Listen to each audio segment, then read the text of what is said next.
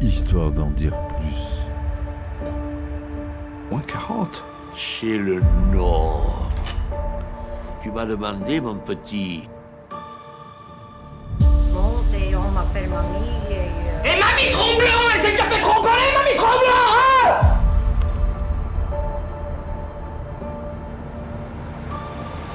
Mais il connaît pas Raoul, ce mec.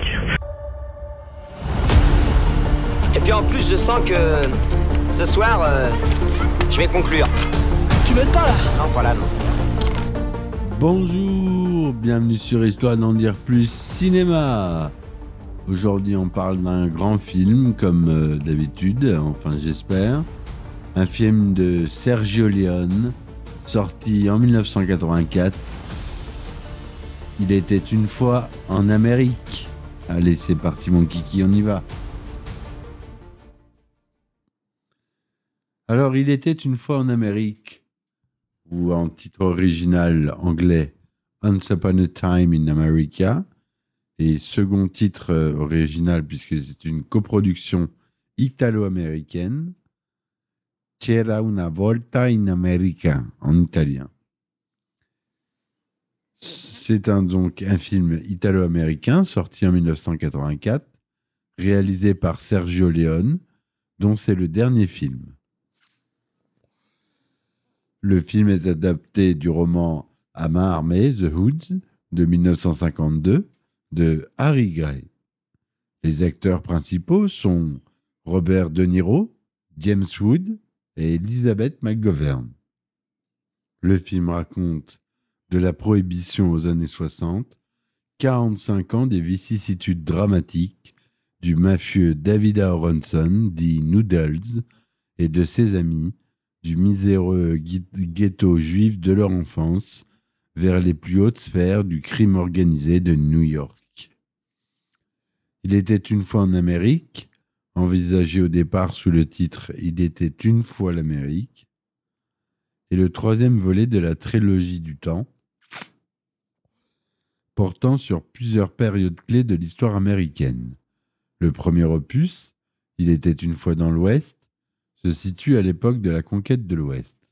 Le deuxième, Il était une fois la Révolution, se déroule en pleine Révolution mexicaine.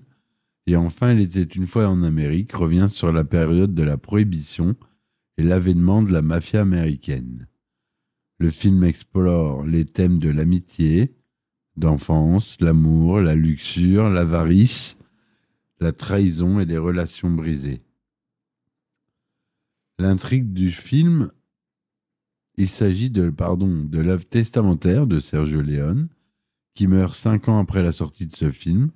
L'année de sa mort, il se consacrait à un projet portant sur le siège de Leningrad.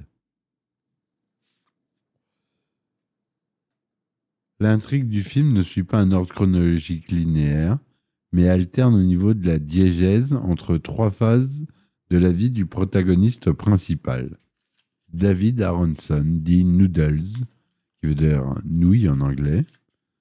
Donc son adolescence en 1922, où il côtoie les petits milieux des petits voyous du Lower East Side, quartier juif de New York, qu'il habite avec sa famille, et à l'âge adulte en 1963, ainsi que sa vieillesse en 1968. 1933, traque et fuite de New York. À la fin du générique muet se fait entendre le refrain God Bless America, introduisant ainsi la première séquence. New York. 4 tueurs de la mafia américaine sont à la recherche de David Aronson, dit Noodles, un gangster lié à la prohibition. Sa fiancée, Eve, dit ne pas savoir où il se trouve et est tué. Fat Mo Jelly, propriétaire du bar que fréquente Noodles, est torturé et finit par indiquer où se trouve Noodles. Il est dans une fumerie d'opium à l'arrière d'un théâtre chinois. En effet, Noodles essaye d'oublier la mort de ses 3 amis, Patrick Goldberg, dit Patsy Pigeon, Philip Stein, dit Cocaise, qui louche, et Maximilian Berkovitch, dit Max. Un retour en arrière montre un camion brûlé, des bouteilles de whisky cassées à terre et les cadavres des 3 gangsters, dont celui de Max complètement carbonisé. Noodles, bouleversé, observe la scène à distance parmi la foule. Un autre flashback montre le soir de la prohibition. Max a vu son ami Noodles aller seul dans le bureau où il appelle la police. Dans la fumerie, il doit cependant s'en aller de toute urgence. 2 des 4 hommes à sa poursuite font éruption dans le théâtre chinois. Prévenu par les tenanciers, il arrive à se réveiller et à s'échapper par une sortie dérobée.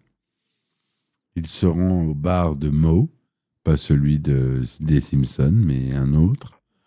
Il sauve ce dernier, qui avait été passé à tabac et pris en otage, en tuant le 3e bandit, assassin d'Eve. Moe l'avertit que les gangsters sont déjà passés chez lui laissant entendre le sort funeste qu'ils ont réservé à sa compagne. David n'a plus rien. Ses amis et sa compagne sont morts. Il est en danger de mort avec des tueurs à ses trousses. Voulant fuir, il se rend à la planque contenant le trésor de la bande, situé dans une consigne de gare et en ayant au préalable récupéré la clé cachée chez Fatmo. Mais dans la valise qui contenait le magot, de vieux journaux ont été substitués aux billets de banque. C'est donc sans un sou qu'il quitte précipitamment New York en prenant le premier autocar en partance. C'est ainsi qu'il part par hasard pour Buffalo, pour un exil qui ne prendra fin que bien des années plus tard. 1968, retour à New York. 35 ans ont passé. Noodles est de retour à New York sous le faux nom de Robert Williams et se retrouve dans la même gare qu'il avait fui des années auparavant. Le vieil homme rend visite à son ami Fatmo qui dirige toujours le même bar et qui vit de manière modeste. Manifestement, ce n'est pas lui qui a dérobé le $1 million de la bande. Tous les deux discutent d'une étrange lettre reçue par Noodles, écrite par un inconnu. Dans cette dernière, le rabbin de la synagogue du quartier explique que les corps de ses 3 amis doivent être déplacés dans un autre cimetière et l'invite à venir à New York pour discuter des modalités. Fatmo écoute Noodles qui lui explique que lorsqu'il en a parlé au rabbin, il a découvert qu'en fait, la question du cimetière avait déjà été réglée depuis longtemps, la dernière lettre d'avertissement ayant été envoyée 8 mois plus tôt. Fatmo confirme qu'il a reçu une lettre similaire à la même période. Noodles apprend par le rabbin que les corps de ses amis ont été transférés dans un caveau du cimetière le plus luxueux de la ville, le cimetière de Riverdale, par un bienfaiteur inconnu. En arrivant dans le quartier, il constate que des travaux de terrassement sont effectivement en cours sur le site de l'ancien cimetière et que les tombes ont été déplacées. Tout cela ne peut avoir qu'une seule signification. Noodles, qui a voulu disparaître sans laisser de traces durant des décennies, se rend compte que malgré sa fausse identité, quelqu'un veut lui faire comprendre qu'il a toujours su où il se cachait. Par conséquent, Noodles estime qu'il n'y a plus lieu de se cacher et décide de faire face aux fantômes du passé. En observant une photo encadrée de Deborah, la sœur de Fatmo, devenue une actrice renommée, Noodles ironise sur la destinée de chacun. Fatmo part se coucher, laissant ainsi Noodles errer dans le restaurant. Les souvenirs ressurgissent. Dans les toilettes du bar, il déplace une latte du lambris mural, révélant une fente qui donne vue sur l'arrière-salle qui sert de débarras. Il se positionne pour placer son regard à travers cette fente et plonge ainsi dans ses souvenirs, 46 ans en arrière. 1922, l'enfance, formation de la bande. Noodles se remémore son adolescence quand il épiait à travers cette fente la belle Déborah, la sœur de Fatmo, qui en tenue de danseuse s'exerçait aux entrechats dans l'arrière-salle du bar, sur fond sonore d'Amapola, joué sur un gramophone. Déborah ambitionne de devenir une grande vedette. Noodles connaît lui ses premiers émois et est résolu à ce que Déborah soit le grand amour de sa vie. Déborah n'est pas dupe qu'elle est épiée par Noodles durant ses exercices et ironie sur la présence de gros cafards dans la remise. Enfant, David et ses amis ne fréquentent pas l'école. Ensemble, ils réalisent des petits boulots pour Bugsy, le voyou qui a implanté ses petits trafics dans le quartier juif de New York. Ces boulots se résument à terroriser les mauvais payeurs, à savoir les victimes de rackets qui refusent de payer et leur apportent de maigres rétributions. Alors qu'ils se rendent à l'endroit habituel pour récupérer leur salaire, un bar, les enfants, menés par Noodles, tentent un coup audacieux. Ils renoncent au salaire en échange du droit de faire les poches d'un client. Au moment où ceux-ci s'apprêtent à commettre leur larcin, Dominique aperçoit le policier chargé de la surveillance du quartier, le corrompu Face de Paix, qu'ils connaissent déjà plus que de raison. Le plan semble à l'eau, mais Noodles n'en démord pas et attend le passage d'une charrette pour tenter de subtiliser la montre en argent du client éméché. Mais au moment où ce dernier s'apprête à mettre son manteau sur la tête du pauvre homme, un gamin saute de l'avant de la charrette et embarque la victime en l'installant subrepticement à l'arrière de celle-ci, la soustrayant ainsi au nez et à la barbe de ses agresseurs. Le temps passe, on en apprend plus sur Noodles, sa pauvreté, ses soucis familiaux. Lors d'une promenade dans le quartier, il aperçoit le jeune homme qui lui a volé sa victime. Il profite du fait que celui-ci est lourdement chargé à cause du déménagement qu'il est en train de faire avec sa mère pour récupérer son butin. Mais Face de Paix surgit et la confisque ipso facto. Le jeune homme inconnu, portant à ce moment-là un mustre, commence à ne plus le tenir. David l'aide. C'est la naissance d'une grande amitié, celle de David Aronson et de Maximilian Berkovitch. Noodles décide avec lui et leurs amis Patsy, Cocaille et Dominique de créer leur propre gang pour lequel ils ne veulent pas de maître. La bande, qui compte désormais un membre de plus, voit grand et rêve de mettre Bugsy au chômage en lui prenant sa place. C'est pourquoi, au moment de faire chanter le policier grâce à une photo compromettante prise lors d'une relation sexuelle avec une mineure, en plus de reprendre leurs biens, Max et David exigent de l'homme qu'il ferme les yeux, comme pour Bugsy, sur leurs activités illicites. Le policier est contraint d'accepter, mais il se moque de leur audace en les mettant en garde contre la réaction de Bugsy. Il voit juste, puisque quelques jours après, Max et Noodles sont passés à tabac pendant la fête de la Pâque juive de Pessa, en plein milieu de la rue, déserte pour l'occasion par Bugsy et sa bande. Ce dernier leur subtilise sa part et il leur intime de ne pas l'oublier, tant qu'ils souhaitent exercer leur talent sur son territoire. Cet événement va marquer profondément la bande qui prend alors de l'ampleur. En effet, Noodles, fin d'esprit, a mis au point un système ingénieux et peu coûteux pour récupérer des cargaisons d'alcool jetées à la mer pour éviter de se faire prendre lors des contrôles policiers. Ils se rendent donc chez un certain Al Capuano, gangster influent à New York, afin de lui proposer leurs services. D'abord raillés, ils sont engagés après démonstration de leur stratagème, ce qui va avoir pour conséquence de mettre Bugsy en fureur. Après que la petite bande a mis à l'abri ce premier magot dans un casier de la cantine de la gare, faisant serment de ne pouvoir y toucher que si tous ses membres sont réunis, Noodles et ses complices sont attaqués par Bugsy, armé d'un revolver au pied du pont de Manhattan. Dominique, le plus jeune de la bande et qui marchait en tête, aperçoit le 2G, le danger, donne l'alerte au reste de la bande, mais n'a pas le temps de fuir.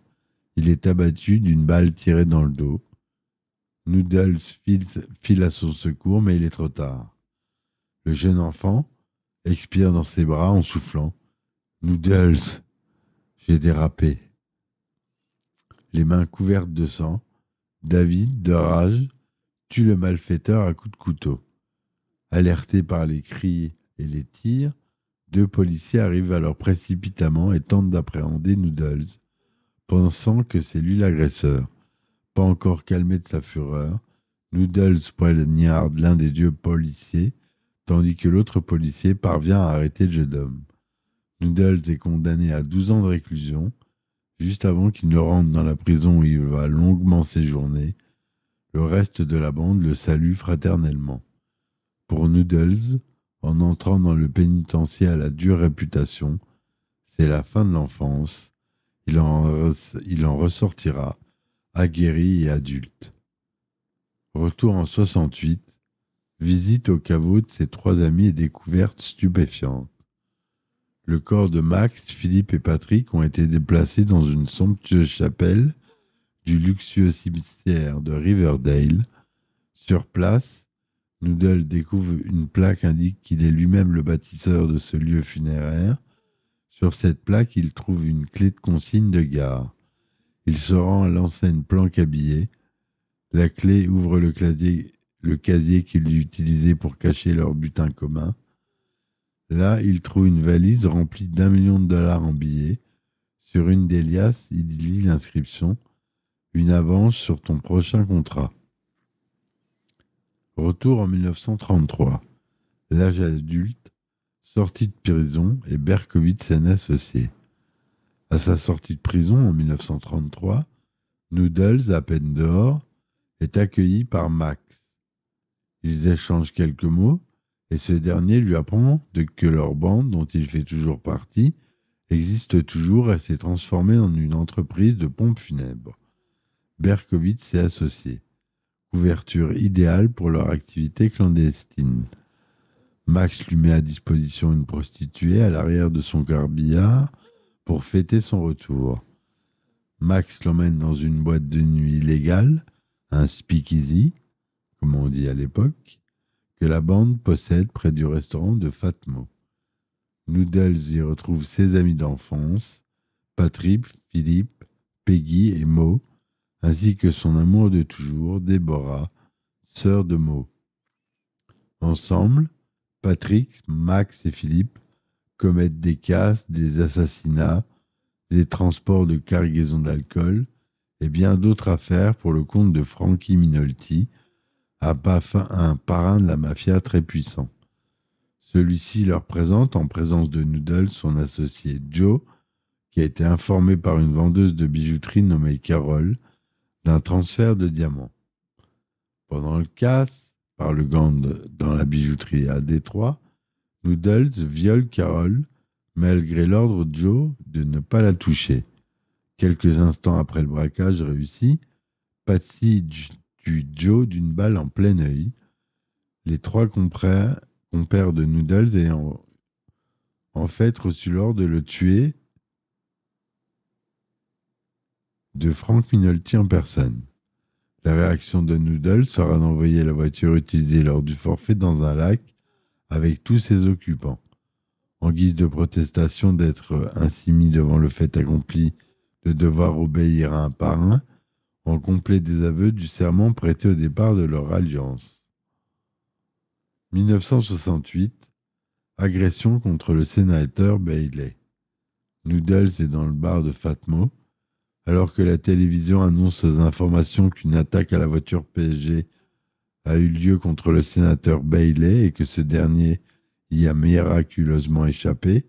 Cet attentat s'imbrique dans une affaire de corruption dans laquelle 2 témoins ont été déjà assassinés. Lors du reportage télévisé, une interview de James Conwell O'Donnell est diffusée, un personnage que Noodles dit bien connaître. 1933, protection du syndicaliste James Conway O'Donnell et échec sentimental pour Noodles. La bande est contactée par un commanditaire anonyme qui demande que soit protégé un chef syndicaliste, James Conway O'Donnell, qui proteste contre le travail des immigrants afin d'éviter aux grands patrons de subir la responsabilité face aux médias de la mort de ces derniers. Il le sauve d'une bande rivale qui l'avait enlevé et le torturait en l'ayant aspergé d'essence. La bande réunie dans le bordel de Peggy retrouve Carol parmi les invités. Celle-ci ne reconnaît pas ses agresseurs de Détroit, même quand les 4 compères lui montrent leur sexe. D'abord attirée par Max, elle propose une partie à 3 à Noodles qui refuse, car il a organisé un rendez-vous romantique avec Deborah, au cours duquel il compte bien lui proposer de démarrer une vraie relation avec elle. Pour l'occasion, il a réservé un restaurant français pour eux seuls, dans lequel ils ont un dîner en tête-à-tête. C'est un coup de massue pour lui quand celle-ci lui annonce qu'elle part pour Hollywood pour devenir actrice, lassée des activités illégales de David. En réaction, celui-ci viole Deborah à l'arrière d'une limousine avant que le chauffeur de celle-ci mette fin à cette scène éprouvante. Le lendemain, Deborah part de New York en train. S'ensuit une absence de Noodles dans la bande pendant un certain temps. 1933, toujours, fin de la prohibition et projet de vol de la réserve fédérale. De retour chez Fat Joe, Noodles reçoit un coup de téléphone de James Conway O'Donnell, qui n'a pas le temps d'expliquer sa requête et se fait cribler de balles au niveau des jambes. La répression ne se fait pas attendre. 2 membres de la bande abattent les hommes du commanditaire, laissant vie à celui-ci. La prohibition vit ses dernières heures. Des tensions se créent de nouveau au sein de la bande. Max voit grand, mais ce n'est pas le cas de Noodles. Après une dispute, ils décident de partir en vacances ensemble en Floride, loin du boulot, pour calmer leurs différends. C'est là que Max fait part de son rêve à Noodles, braquer la réserve fédérale. Otages, armes, fumigènes. Max a tout planifié. Noodles répond que le projet est insensé et ne peut que mal finir. Carol, la compagne de Max, est du même avis et le supplie de sauver Max en dénonçant ses camarades pendant leur dernière tournée de livraison d'alcool, afin qu'ils soient tous incarcérés pendant une courte période, qu'ils retrouvent la raison et oublient leur projet de braquage. Noodles suit ce plan.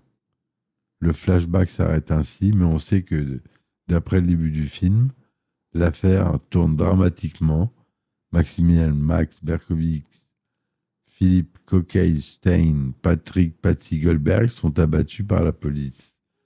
Noodles se sent coupable de la mort de ses compères. 1968, la vieillesse, retour au foyer. Noodles a reçu une invitation pour une réception du sénateur Bailey. Il rend visite à Carol, placée dans un hospice. Il aperçoit la photo de la marraine de l'association responsable du lieu, qui n'est autre que Déborah. Le vieil homme se rend à une représentation de Antoine et Cléopâtre, où celle-ci tient le rôle de Cléopâtre, reine de l'Égypte antique. Dans sa loge, il se parle nerveusement alors qu'elle est en train de se démaquiller.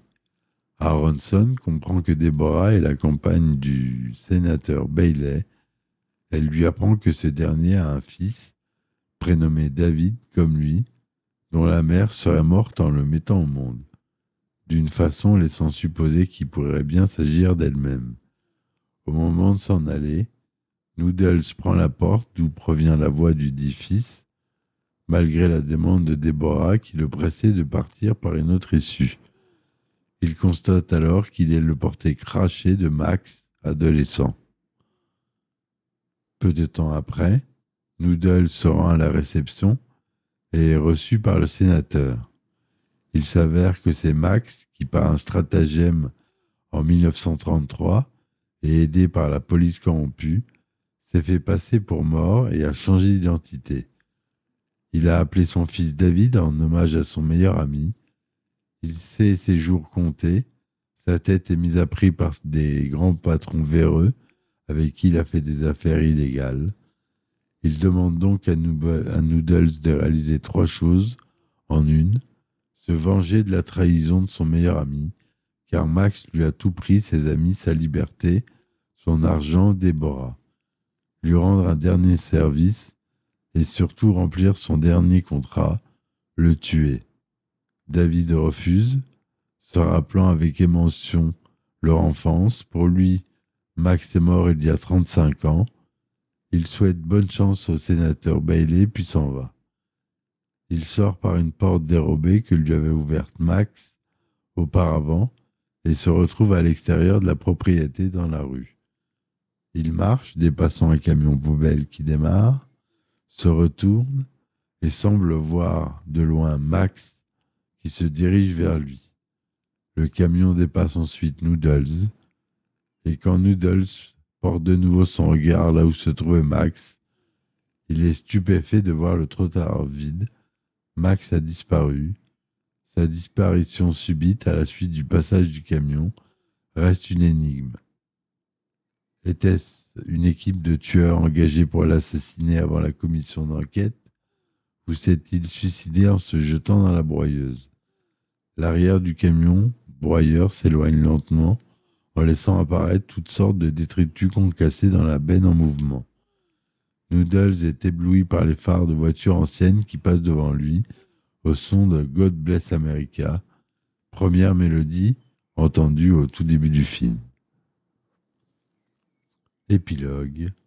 Retour dans la fumerie du début de l'histoire. Noodles s'allonge sur sa litière et se fait préparer sa pipe d'opium par un Chinois. Après une profonde bouffée goulûment inhalée et un court instant d'hébétude, son visage arbore un large rictus extatique, puis l'image se fiche sur cet ultime plan d'anthologie et que défile le générique avec en fond sonore la musique d'Ennio Morricone.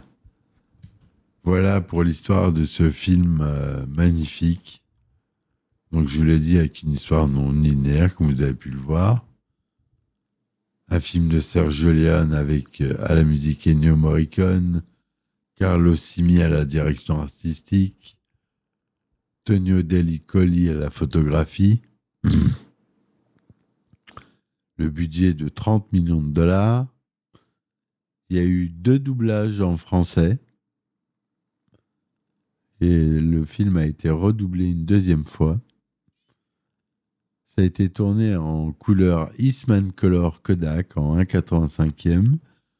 Son mono au tournage et premier doublage.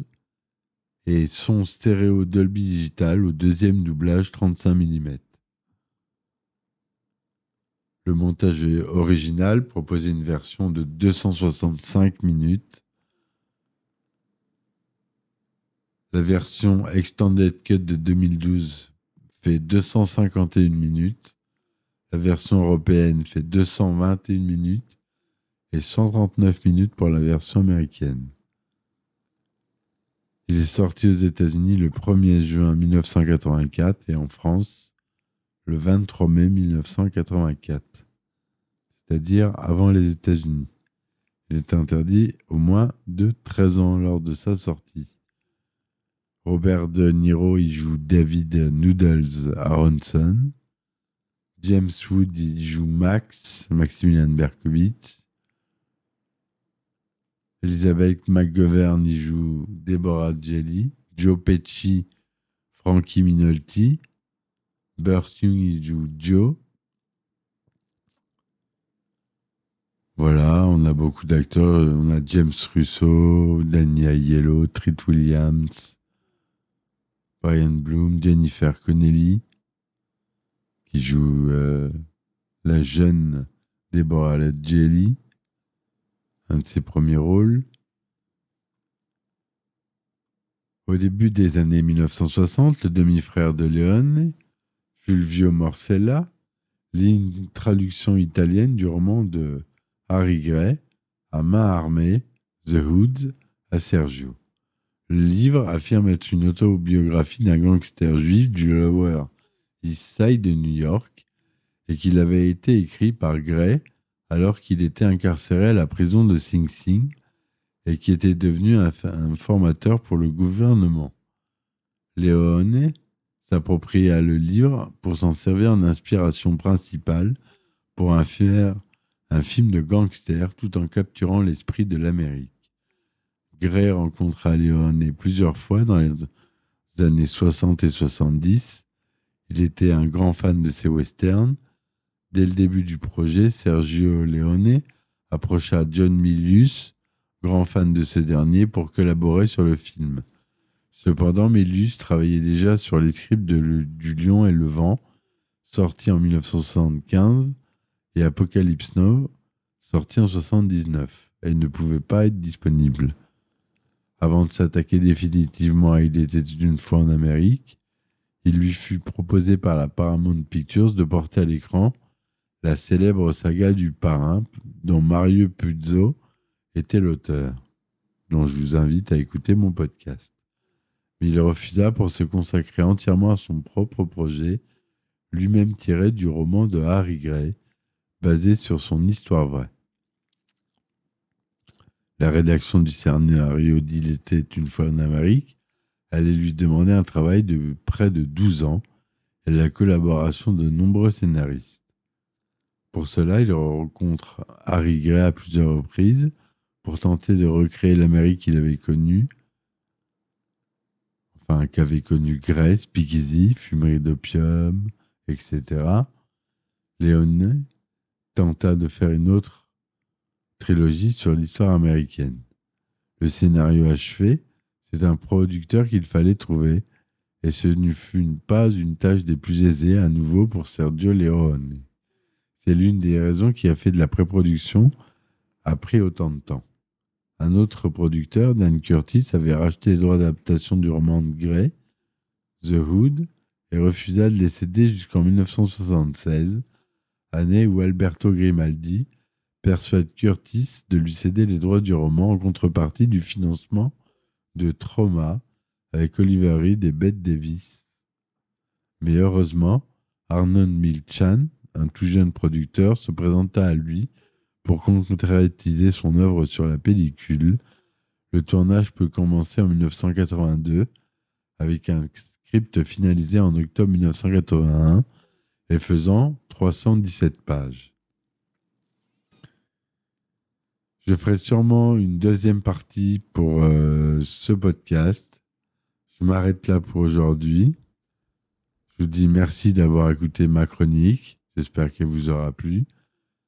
N'hésitez pas à liker, à mettre 5 étoiles, ça vous coûte rien. Et moi, ça m'aide beaucoup pour mon recensement et ça fait beaucoup avancer le podcast. Donc, je vous dis d'avance, merci de le faire. Je vous dis à très vite. Merci encore. Et ciao, ciao. Histoire d'en dire plus. Moins 40. Chez le Nord. Tu m'as demandé, mon petit. Bon, et on m'appelle mamie et... Et mamie Tromblon, elle s'est déjà fait tromper, mamie Tromblon, hein?